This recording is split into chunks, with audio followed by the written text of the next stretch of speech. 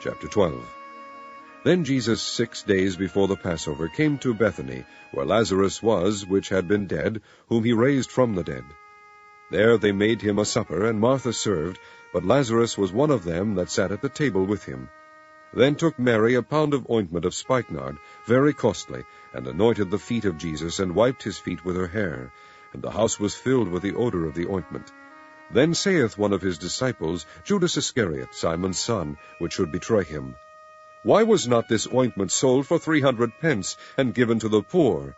This he said, not that he cared for the poor, but because he was a thief, and he had the bag, and bare what was put therein. Then said Jesus, Let her alone. Against the day of my burying hath she kept this. For the poor always ye have with you, but me ye have not always. Much people of the Jews therefore knew that he was there, and they came not for Jesus' sake only, but that they might see Lazarus also, whom he had raised from the dead.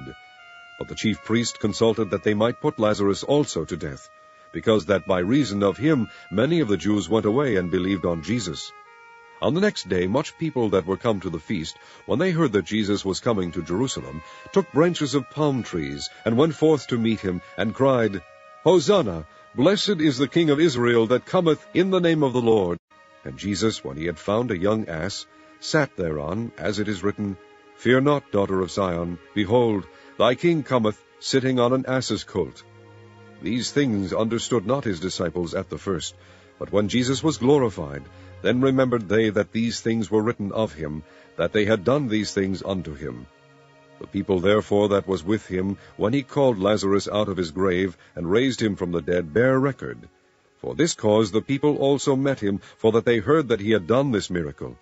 The Pharisees therefore said among themselves, Perceive ye how ye prevail nothing? Behold, the world is gone after him.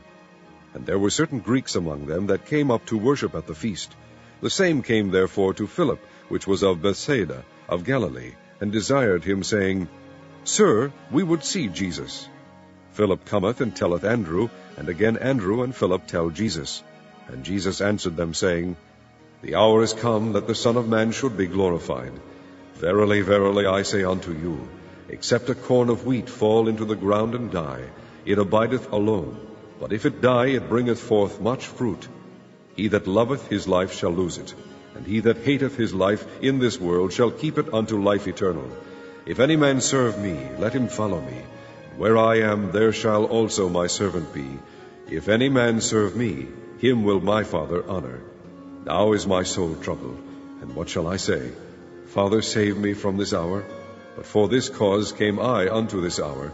Father, glorify thy name. Then came there a voice from heaven, saying, I have both glorified it, and will glorify it again. The people therefore that stood by and heard it said that it thundered. Others said, An angel spake to him. Jesus answered and said, This voice came not because of me, but for your sakes. Now is the judgment of this world. Now shall the prince of this world be cast out. And I, if I be lifted up from the earth, will draw all men unto me. This he said, signifying what death he should die. The people answered him, We have heard out of the law that Christ abideth forever, and how sayest thou, the Son of Man must be lifted up? Who is this Son of Man? Then Jesus said unto them, Yet a little while is the light with you. Walk while ye have the light, lest darkness come upon you. For he that walketh in darkness knoweth not whither he goeth. While ye have light, believe in the light, that ye may be the children of light. These things spake Jesus, and departed, and did hide himself from them. But though he had done so many miracles before them, yet they believed not on him. That the saying of Isaiah the prophet might be fulfilled, which he spake, Lord, who hath believed our report, and to whom hath the arm of the Lord been revealed? Therefore they could not believe, because that Isaiah said again, He hath blinded their eyes, and hardened their heart, that they should not see with their eyes, nor understand with their heart, and be converted, and I should heal them. These things said Isaiah, when he saw his glory, and spake of him. Nevertheless among the chief rulers also many believed on him, but because of the Pharisees they did not confess him, lest they should be put out of the synagogue, for they loved the praise of men more than the praise of God.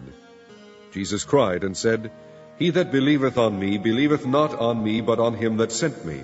And he that seeth me seeth him that sent me.